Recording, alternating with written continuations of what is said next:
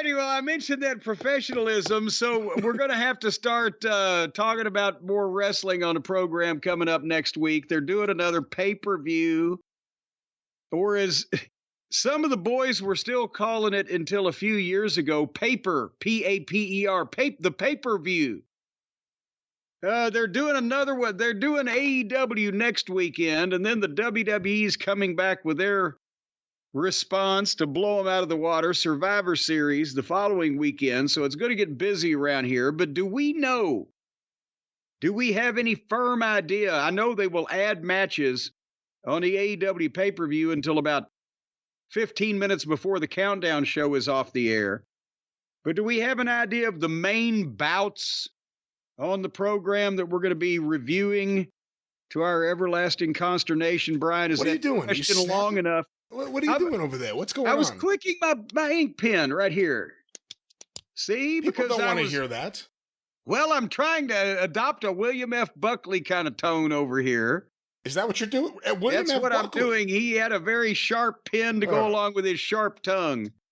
Or even a Dick Cavett was known to click a bic every once in a while, I'll have you know. He looked like a bic clicker the first time I saw him. All right, listen, I don't know what the hell is happening here but this I'm week. asking you, do we have a firm idea of what the card is for the AEW pay-per-view?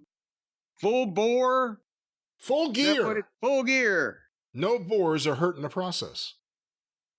Well, it could be boring, but what are they showing us so far? What have they announced? Well, the official AEW website has 10 matches listed. Oh, Jesus Christ. Or 10, 10 things listed, I guess I should say. And we're a week, not even a week out, a little under a week out, so they'll have to add at least 5 more matches, right? And it looks like Wikipedia may have the same 9 matches and 1 event listed here.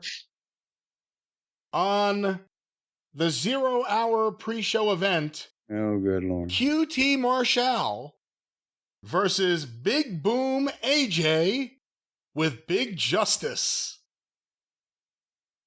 Oh, is this some fucking Rampage business going on?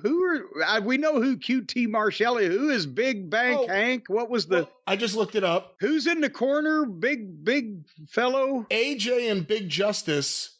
Big Justice. Who are Andrew AJ Berfumo and Eric Berfumo, who was born in 2012. Known online as AJ and Big Justice, or as... Wait a minute, he's wrestling a 12-year-old kid? Or as the Costco guys... are American social media personalities. A father and son duo, they found popularity on TikTok, and YouTube in 2024 for their videos at the warehouse store Costco. Also that year... Wait a minute, hold on, pause here for a second. Tic-tac, paddywhack, give a dog a bone. What?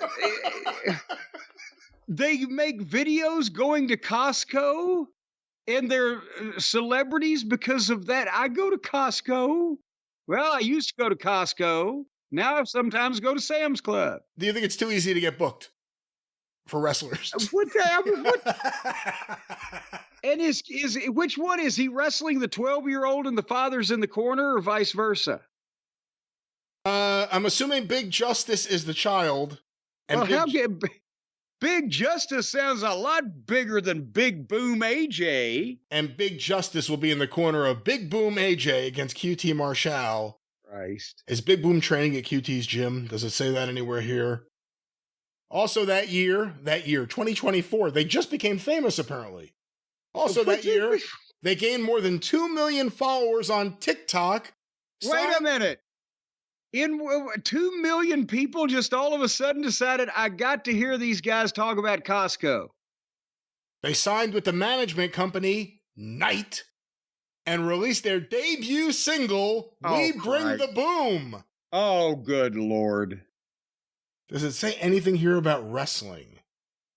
AJ created a TikTok account in 2022 while working for the regional manager, for a mortgage business, portraying the character of Mortgage Muscles, who would explain the housing market.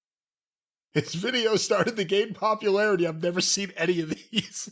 His video started to gain popularity And he began including his son Eric in them at his request, starting with a video of AJ eating a hamburger in December 2022.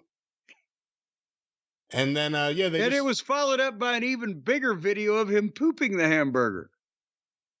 They are set to wrestling yep, it says it here. All right, well, they're in the Full Gear 0 hour match. Also on the show, we have a Champagne Championship celebration, whatever that may be, with Mariah May and Mina Shirakawa. Oh, I've seen that. I've seen that video, the champagne bottle celebration. It was a German video. No, it was Vivid. No, it was too vivid for Vivid. They would have got put in the penitentiary. No, the champagne bottle, that's worth tuning in on a 0. Mariah May and who? No, they're not going to go. Let me just clarify because I don't want to get sued for false advertising. No, I'm going to. There will be no sexual activity with bottles. That's not what this is. I'm recording the pre-show on this one. If they're doing the champagne bottle celebration, because nobody's topped that since 1987. They're not doing that, but for the record, this is not the pre-show. This is on the main card. And it was even the fatty first. All right, listen, I don't know what the hell's happening down at the Mouse's Ear with you, but this is on the main card. The main card. Oh. Obviously. So the pre-show, after Big Boom and Big Justice gets finished, they've just torn the house down there. So they're just going to go right into the pay-per-view. So champagne bottle celebration. I'll buy that on both TVs. Jim, in a 4-way match for the AEW World Tag Team Championship, the Champions Private Party versus the Kings of the Black Throne versus the Acclaimed versus the Outrunners. And FTR couldn't make that field. The parties and the Blacks and the Acclaims and the Outrunners. Well, they're very committed to helping get the Outrunners over. Well, and a 4-way, and boy, that'll just be wonderful. More action on this card. Action, action, action. Will Osprey, who, there is no title. Yeah, he's not a champion at all. Versus Kyle Fletcher. Who is a champion. Is he? But his champion ain't his champion. His championship isn't on the line. Didn't he have he was the one that got knocked down and the other guy picked his belt up, wasn't he? He's had a belt here recently. There's a lot of belts. I'm not sure. I can't keep track. Well, this is a big match. Osprey versus Fletcher. I will have to say, if you're into the best of the modern style, this will probably be the best match on the show, I would have to think. Yes, they're in shape. They're athletic. If they would restrain themselves from trying to do shit that is so far out of the realm of credibility or possibility that you get into their athletic struggle and the fact that they used to be friends and lived with each other and did all the things they did with each other until this is sudden occurrence between them. It came out of nowhere, apparently, on Osprey's party. He had no clue it was coming. They tell a fucking story. Yes, I'm hoping that somebody will sit down with them and say, here, try to tell a story through your match instead of playing a video game for 25 minutes. Well, Jim, also on Full Gear, Roderick Strong versus MJF. I mean, this is probably better than Adam Cole versus MJF. At least we haven't seen this, I don't think. At least Roddy looks like a guy who's in shape. He looks like a wrestler. Yeah. I mean, he's not a big guy, but he looks like he's in shape. Or he is in shape. Well, he looks like he's fooled everybody. He looks like he's in shape. The problem is that this isn't a money match. And it's not either the participant's fault. Roddy obviously has been booked like I don't know how to explain it. And the whole angle has been fucked up. And Adam Cole, but whatever's happened to him, the people are just like, and everybody's in the wrong position now than they were the last time that everybody was healthy together. It's just snake bit. And to keep continuing this is just wasting everybody's time. And you know what's weird too? When MJF made his return, his first return earlier this year, he was still a babyface and he confronted and beat up Adam Cole. Everyone was like, okay, good. And everyone said, that's it. They're going to move on from this feud. They gave it some sort of illogical ending, but it was an illogical feud to begin with. And then when Adam Cole came back, they brought it back. And I'm sorry, this feud is hanging around MJF's neck. I know he's not even there. I'm guessing he's going to do the pay-per-view and they go right back to the film set. I'm sure everyone in that company wishes they were in that position right now. But yeah, it's an MJF match just to have one. And that's the thing, is that there's no money match, as we'll get to when we go down the rest of them. But think back on their bigger pay-per-views. You had at one point MJF and Punk, or you had MJF and Danielson, or you had Sting's retirement match, a money match that you knew that not only was the same standard number of hardcore aficionados, but regular folks were interested in this. It was a story. It wasn't just because it was going to be a great match. It was a story with a build and people that you cared about and you understood why they were mad at each other. They managed to achieve that a few times. Now they're just putting shit together. There's no money match. And there's top guys in the ring with guys they'll have good matches with. Go ahead. Talk. Yeah. Tell us some more of the good matches. And actually, now that I think about it, MJF really doesn't have to leave the film set and fly anywhere. This is Newark, New Jersey. And he's filming in New Jersey from what I read. Could they have a cinematic match on set so he doesn't even have to clock out? Jim, on Full Gear, we also have Swerve Strickland versus Bobby Lashley. That's interesting. Well, here's the problem again, becomes if they beat Lashley in his first match, then they're out of their minds. And I thought it was early for Swerve to beat Shelton because they could have built Shelton as a bigger threat. If they're going to rush this like this, then Swerve's got to get beat. But if Swerve gets beat a lot or left laying a lot. So they've rushed into this and they've tried to do the standard thing of getting heat on something or somebody by Swerve beat Shelton and then Lashley came out and fucking hurt locked him. And if Swerve wins this, then they've just wasted everybody's fucking time. This past weekend, as we are recording, I had Collision on the background monitor in the office while I was working. I think Svengoolie may have been on the main monitor. I know, because I wasn't really into the movie, so I turned it off. But Shelton Benjamin, as far as I'm concerned, worked a far too competitive. This should have been ended a lot quicker. Come on, guys, end this match with Commander. Oh, good Lord. The guy who walks on the ropes and runs on the ropes and does his move off the ropes while he's standing on the ropes while you're helping him balance himself. That Commander, of that fame, that Commander. Of that fame, of that ilk. Well, Jim, who do you predict will win, Bobby Lashley? He better. I didn't even ask you that. Who do you think's going to win MJF Roderick Strong? Oh, Jesus Christ. Unless that movie set is going to be a shoot like Heaven's Gate and it's going to take the next year and a half, MJF needs to win this, obviously. I think they're going to do something here to continuate the deal with Adam Cole. Hide and watch, but I bet you. And they're just they're putting MJF on the pay-per-view so he's got a match on the pay-per-view. And, otherwise, it's a TV match to set up what they're going to do next. Who do you think is going to win Osprey versus Fletcher?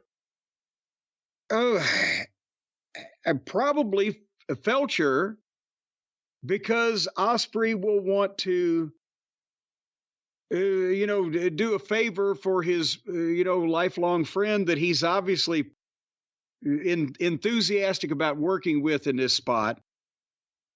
And to be honest, To protect Osprey is an investment somewhat. I think this is the part where Osprey could beat him and he could turn around and lay Osprey out afterwards and be a sore loser because the kid ain't good enough yet, but he's an asshole. That might get him more heat.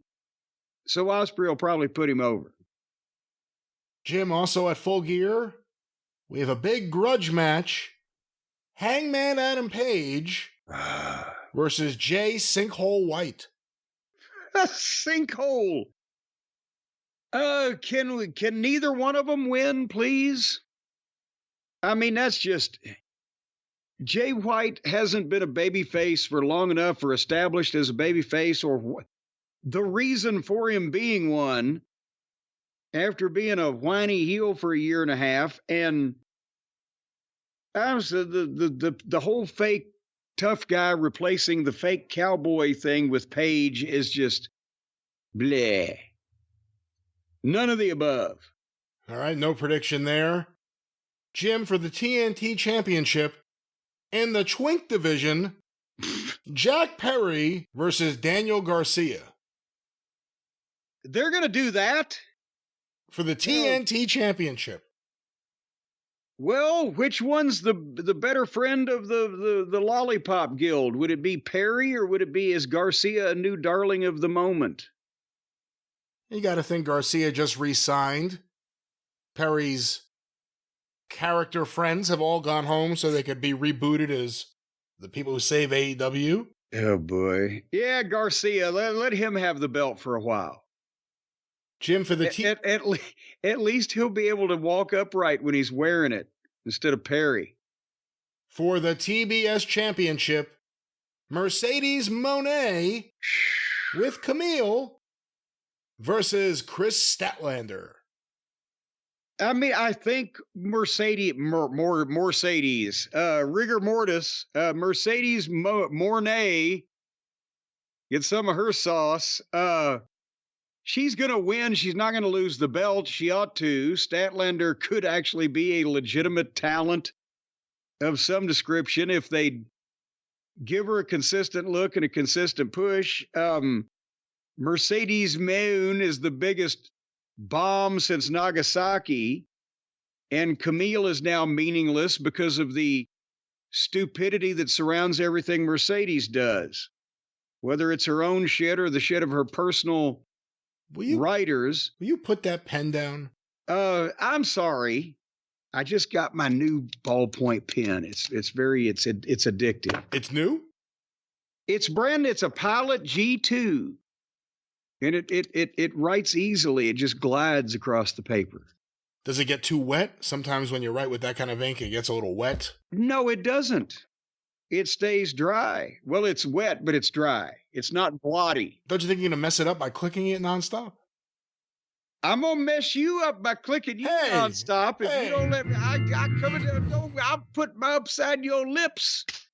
Boom, I'll tell you what. Outside my lips, really? I'll go upside your lips. Oh, upside. I'm saying, you sucker. So I saw you said outside. I didn't realize you said upside. And Esther, don't tell me I'll come over there. All right. Well, this is degenerating into who do you think's going to win? Monet versus Mercedes is going to win, and it's going to suck because everything she does sucks because she's the shits.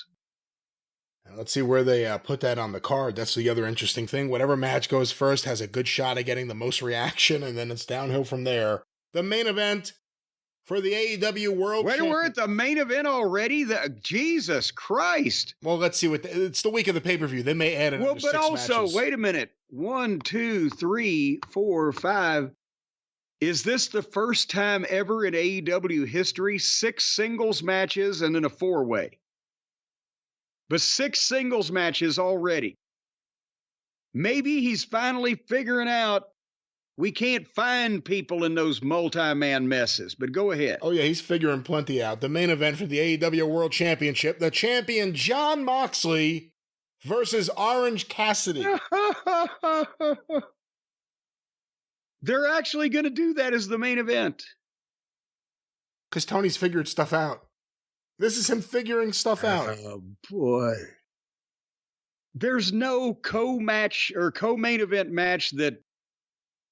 With who? You know, with anybody, well, that you could say, okay, Backlund's on top, but look, it's Bruno and fucking Zabisco Who? underneath, or what, you know, whatever. Who's that person? Who do they? I mean, Takeshita's not on the show. He's the international champion, but Danielson's gone. Danielson's gone. The Bucks, for Bucks fans, they're gone. Omega, he's returning in New Japan before he helps save AEW. Yeah, he said they don't need him in AEW right now. They're doing so good, they don't need him. Although you never know with him what's real and what's, you know, his bullshit online character. But beyond that, who? Miro? You know, Powerhouse Hobbs has returned. He's not on the show. I guess Ricky Starks could have come back for the show, but they got nothing for him. But he still likes Cody. I saw something earlier today that Danhausen is still under contract until the summer of 2025, and he has not heard from anyone in AEW in like 6 months. So, you mean to tell me they couldn't have done something with Powerhouse Hobbs as a big monster heel that would put the only guy on this card that can draw any fucking money as a babyface is Osprey. And they've already made him kind of one of the boys, and also to put him in a position where he's trying to elevate somebody else with Kyle. And you've got literally the company joke in the main event against the world champion against Orange Cassidy. What? I mean, that's I was going to say the company joke versus the company mascot, maybe, however you phrase it. What? This is yeah, I mean, there's no star power, and even Osprey, like you said, he was in the main stuff. It was him and MJF. This was a big part of the show. And I'm not saying I dislike everything with him and Fletcher, but it is a step back from being in the main event picture. But of course, Tony wanted to run with Jon Moxley's vision of Mad Max without dirt. I don't know what it is, just terrible. Do you think he being Moxley, actually is so bereft of cognitive thought that he thinks that he'll get a ton of heat when he slaughters pockets? That audience likes the idiot enough that, they'll just hate Moxley when he eviscerates him and does whatever he does to him like a fish with a rusty fishing knife? I think Moxley's a dangerous kind of idiot because he's the kind of idiot who doesn't understand that his ideas are bad. It's the other side.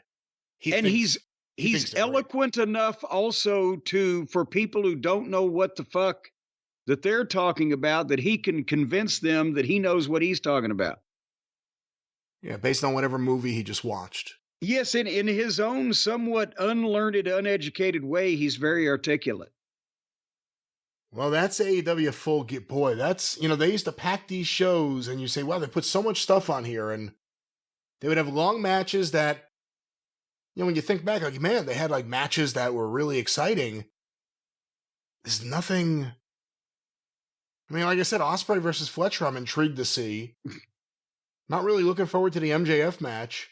I want to see Lashley Swerve, because I want to see if they're going to do it right, or if it's going to be just another long, way too long Swerve match that's even Steven until the end.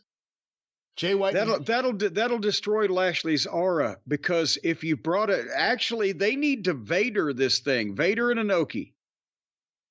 Because think about this, what has been getting over a positive reaction in front of the people that exist in the arenas consistently over the past several weeks, MVP and the Hurt Syndicate, whether it be Shelton, the introduction of Lashley or whatever.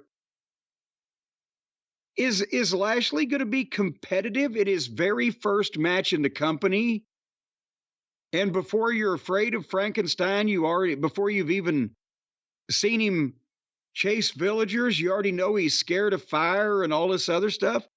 Or is he going to come out and bombard and dismantle Swerve in about 2.5 minutes and make a fucking statement? The question is, unless it was coming from Bobby Lashley or MVP, and unless they were allowed to do that, who's going to understand that's the right thing? Tony's not, because Tony never understands the right thing to do. But no, you would... Well, Swerve and Will Washington aren't going to recognize that's the right thing, don't you think?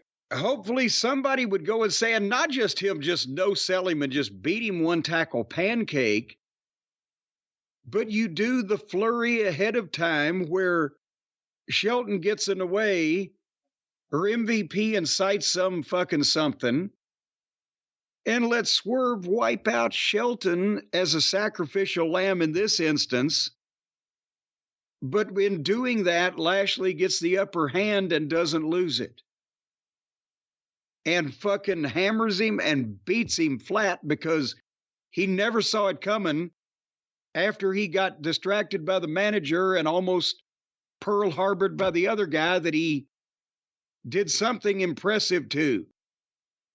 And then he's got an out, but you haven't even given away the first match yet, because you might do it differently if this was not Bobby Lashley's first match with anybody in the company.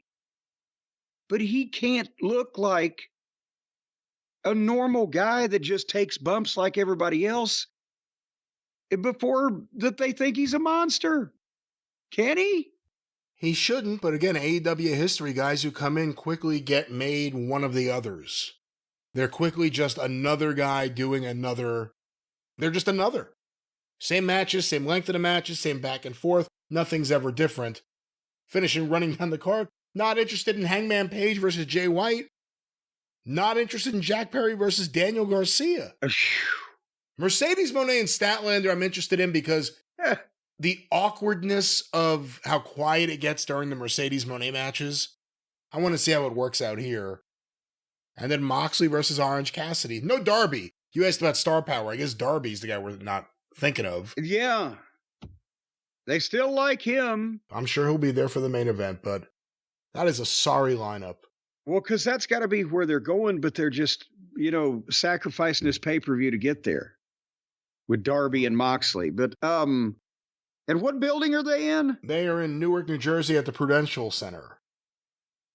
Did that used to be the Meadowlands or? No. That's the different area altogether.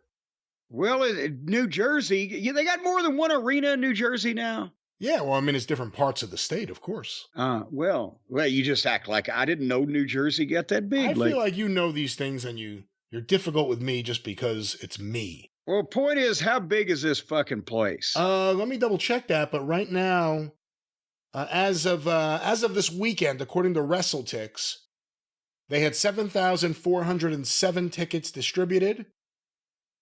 And the last time there was January for Dynamite, only 5,924. So this is up from that so far. And let me see what capacity is. And 7,400 for them these days is not that bad of a turnout. Not at all. 16,755. 16,755. Okay, so they're going to have half a house. That's better than normal. All right. And luckily they'll be in front of that very forgiving Northeast New York crowd. Oh, good Lord. And that's Full Gear. We'll be talking about it again in a few days to find out what happened. But Jim, let's travel through time.